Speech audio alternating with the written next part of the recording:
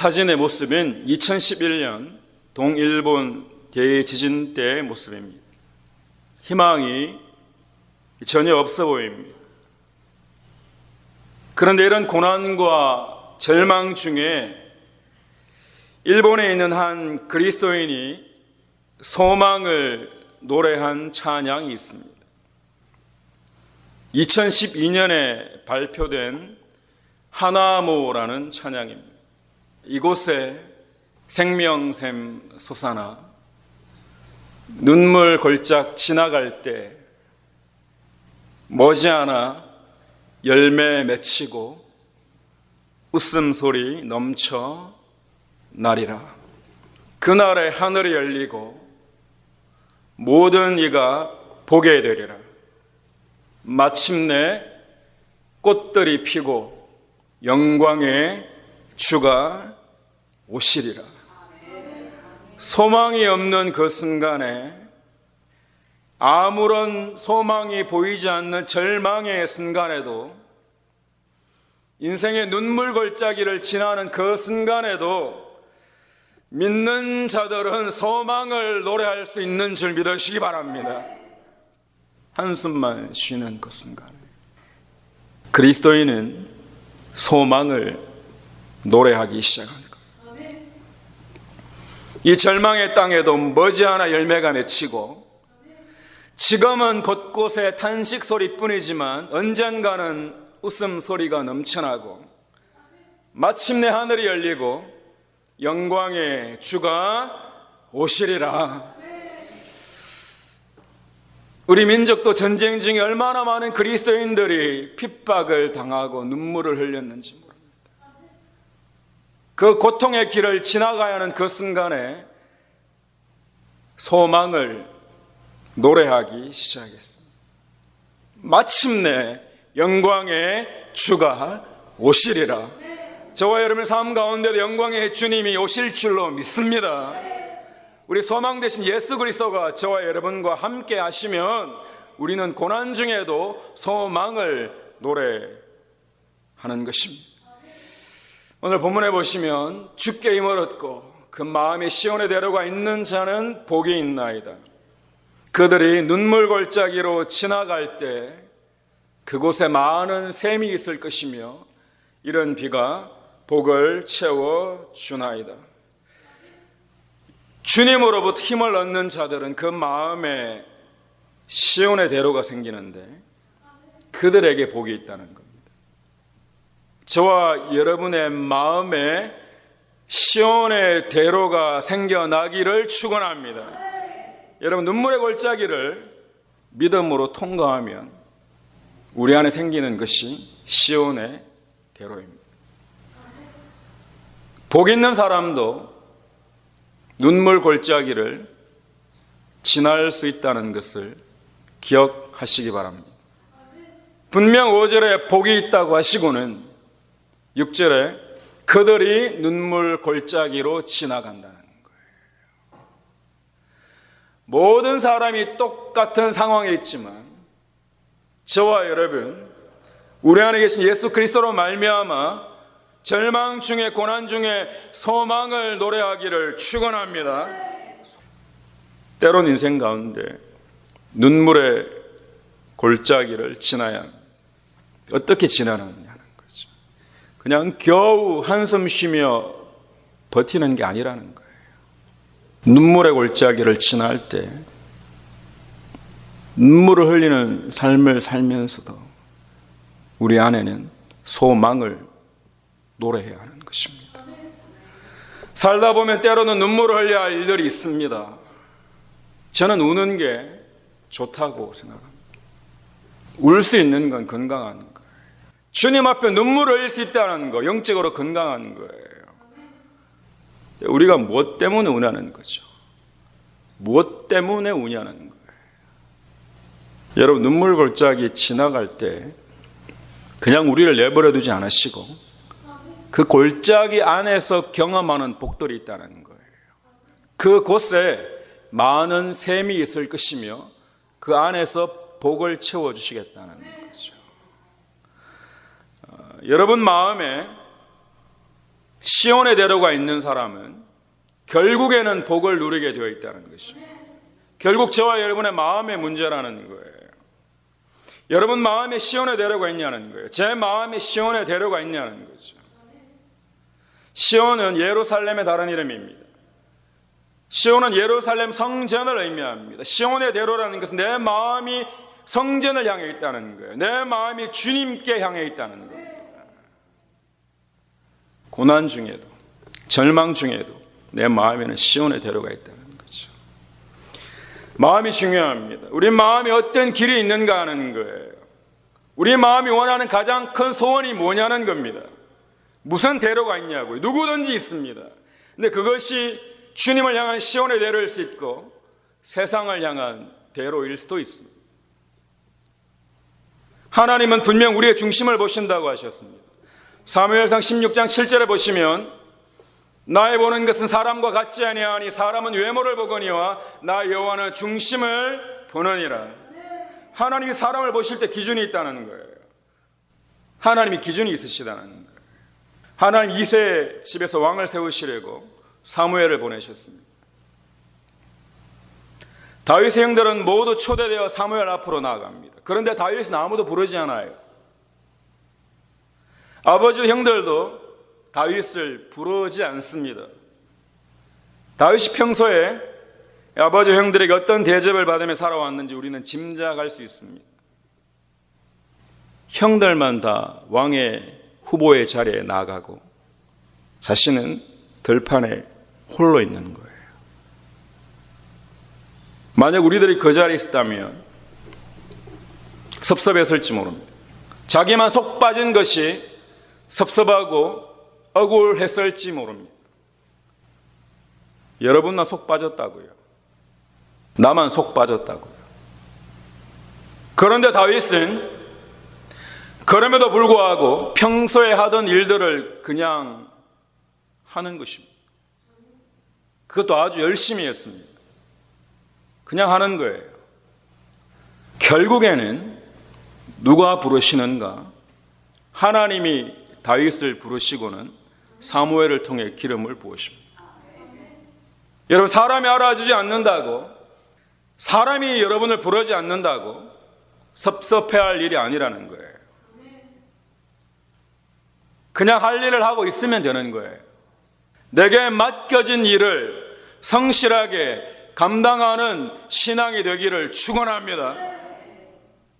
양치는 일은 그 누가 보기에는 아무것도 아니고 하찮은 일처럼 보였을지 모릅니다. 그것도 자신의 양이 아니라 아버지의 양입니다. 아버지와 형들의 재산이 될 가능성이 높은 양들이에요. 그것 때문에 열심히 했다는 것입니다. 얼마나 열심히 했는지 사무엘상 17장에 다음과 같이 기록되어져 있습니다. 주의 종이 아버지 양을 지킬 때 사자나 곰이 와서 양떼의 새끼를 물어가면 내버려두지 않고 내가 따라가서 그것을 치고 그 입에서 새끼를 건져내었고 목숨을 다해 자신에게 맡겨진 일을 감당했다는 것입니다. 우리가 신앙생활을 잘 하려면 누가 뭐라고 해도 내게 맡겨진 일들을 그냥 성실하게 해 나가야지 됩니다. 언젠가는 저와 여러분의 삶에도 마침내 꽃이 피고 영광의 주를 만나게 될지어다. 하나님 우리의 중심을 보신다고요. 우리의 중심에 시온의 대로가 있다는 것은 우리의 중심에 사람이 아니라 우리 주님이 계시다는 것입니다. 다윗이 전쟁터에서 형들을 만나러 갑니다.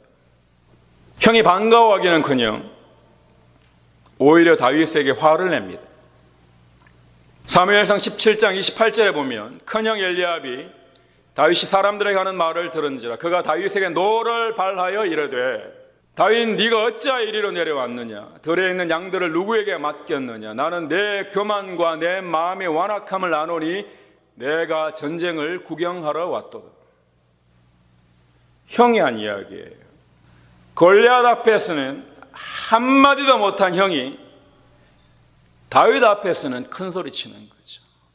그리고는 다윗에게 교만하다고 하고 악하다고 하고 전쟁 구경이나 하러 왔다고 악담을 퍼붓습니다. 여러분이 다윗이라면 어떻게 하시겠습니까? 그런데 다윗은 자신이 하던 일을 계속합니다. 30절에 보시면 돌아서서, 형에게 돌아서서입니다. 돌아서서 다른 사람을 향하여 어떻게 해요? 전과 같이 말하며, 형과 싸우지 않고 형으로부터 돌아서서는 전과 같이 하던 대로, 형이 뭐라고 하든지 나는 하던 대로, 누가 뭐라고 하든지 나는 하는 대로, 여러분 하던 대로 성실하게 감당하시기를 축원합니다. 우리 안에 주님을 품고 묵묵히 하면 지금 아무도 알아주지 않는 것 같아도 하나님이 보고 계십니다. 우리 안에 시온의 대로가 생기는 거죠. 그 고난을 이겨내면 든든해지는 거예요. 많은 사람들이 힘들다고 하고 넘어지는 이유를 물어보면 대부분 누구누구 때문이라고 합니다. 누군가가 나 자신을 괴롭혀서 내가 너무 힘들다는 거죠. 사람이 지옥이고 사람 만나는 게 제일 힘들다는 거예요. 우리는 어느 곳에 가든지 사람을 만나야 합니다. 그런데 모든 사람들이 항상 여러분에게 잘해 주지 않습니다. 우리가 분명히 기억해야 할 것이 있습니다. 저와 여러분의 삶 가운데 누구 때문에 포기하거나 누구 때문에 주저앉지 말기를 축원합니다. 누가 뭐라고 해도요, 내가 하던 일을 하면 됩니다. 제가 목회를 하고 신앙생활을 하다 보니 여기에 진리가 있습니다. 내게 맡겨주신 일을 하면 돼요. 내게 주어진 십자가의 길을 가면 됩니다. 아버지와 형들의 자신을 알아주지 않아도 심지어 욕을 하는 그 순간에도 나는 내 일을 하는 거예요. 누구 때문에 못하겠다고 불평하거나 원망하지 않고 하는 겁니다. 하나님이 저와 여러분의 중심을 보시겠다고 하셨는데 그 의미가 무엇입니까? 그 의미를 오해하지 말아야 합니다. 오해하지 말아야 합니다. 구약시대로 한번 돌아가 생각해 보겠습니다. 어떤 대제사장이 지성소에 들어가면서 자기 스스로 이야기합니다. 하나님은 중심을 보셔. 그리고는 아무런 옷이나 입고 지성소 안으로 들어가면 죽습니다. 중심을 보신다면서요. 아무렇게나 입으라는 의미로 중심을 보신다는 게 아니에요. 하나님의 중심을 보신다라고 하면서 아무런 재물이나 가지고 성전에 나아가면 하나님이 어떻게 말씀하시는가? 말라기 1장에 기록되어 있습니다. 만군의 여호와가 이르노라 너희가 눈먼 희생으로 드리는 것이 어찌 악하지 아니하며 저는 것 병든 것으로 드리는 것이 어찌 악하지 아니하냐. 중심을 보신다는 말이 내 마음대로 하라는 게 아니에요. 여러분 예배를 하찮게 여기고 예배를 소홀히 하면서 하나님은 나의 중심을 보시니 아무런 문제가 없다고 하는 사람이 있다면 스스로 속이는 겁니다. 스스로 하나님의 자리에 올라가는 거예요. 정말 나의 중심이 하나님을 사랑하면 반드시 삶으로 드러나게 되어 있다고 말씀하십니다. 인간관계도 마찬가지입니다. 이 사람이 나에게 무엇을 해줄까에만 관심이 있다면 정말로 사랑하는 게 아니라는 거예요. 인간관계 실패는요, 상대방이 내게 무엇을 해줄까에만 꽂혀 있는 거예요. 그러면 항상 섭섭하게 되어 있습니다. 저 목사가 내게 무엇을 해줘야 되고 저 성도가 내게 무엇을 해줘야 되고 우리 가족 누구가 내게 무엇을 해줘야 되는데 그렇지 않다는 거예요. 관점이 항상 다른 사람들에게 있어요. 내가 그들에게 무엇을 해줄 수 있는 자인가 하는 거예요. 그 누군가를 정말 사랑하면 상대방이 내게 무엇을 해줄까에만 관심이 있는 것이 아니라 내가 상대방에게 무엇을 해줄까에 관심이 있습니다. 늘 상대방이 내게 무엇을 해줄까에만 관심이 있으면 지금 조금 좋은 것 같은데 지나면 그 사람도 또 싫어요. 그럼 여러분 인생 살아가면서 좋았던 사람이 도대체 누구예요? 정확하게 물어보십시오. 한때 잠시 좋았겠죠. 그 관점이 달라지지 않으면 내 취향만 잠시 맞았을 뿐 실제 주님 안에 사랑한 것은 아니었습니다. 하나님이 내게 무엇을 해주실까 하면 관심 있는 신앙이 아니라는 거예요. 이미 저와 여러분은 복받은 자이고 주님의 자녀이고 눈물 골짜기를 지나는 그 상황 가운데에도 생명의 샘이 솟아나리라는 겁니다. 내가 무엇으로 하나님을 기쁘게 해드릴까? 내가 정말 하나님을 사랑하면 예배 드리는 삶으로 드러나고, 초대교회 그 많은 핍박 가운데에도 예배 드리면 죽어야 하는 그 상황 가운데에도 예배 드리기 위해 지하로 내려갑니다. 하나님은 우리의 중심을 보신데 뭐하러 그렇게 합니까? 내가 드리고 싶었던 거예요. 주님의 교회를 섬기는 삶으로 드러나고 말씀대로 사는 삶으로 드러난다는 거예요. 우리가 무언가를 하고는, 어떤 일을 하고는 내가 정말 하나님을 위해서 한 일인지 아니면 내 욕심으로 했는지 어떻게 구별할 수 있습니까? 저에게 비추어 생각해 봅니다. 내가 정말 주님을 위한 목회인지 아니면 나를 위한 목회인지. 때로는 주님을 위해 한다고 하면서 나를 위해 할 때도 있는 거예요. 여러분, 내가 주님을 위해 했다면, 정말 주를 위해 했다면 결과가 내 뜻대로 되지 않아도 실망하지 않습니다. 그런데 내 마음대로 되지 않아서 내가 너무 실망이 되고 심지어 분해하고 있다면 그것은 주님을 위한 것이 아니라 어쩌면 나를 위해 했을 가능성이 높습니다.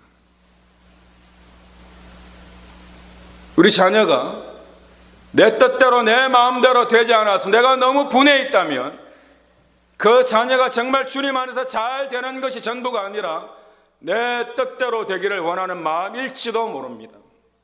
하나님은 그 모든 고난과 시련과 아픔을 통해 끝끝내 저와 여러분과 여러분의 자녀 가운데 복을 주시리라고 믿습니다.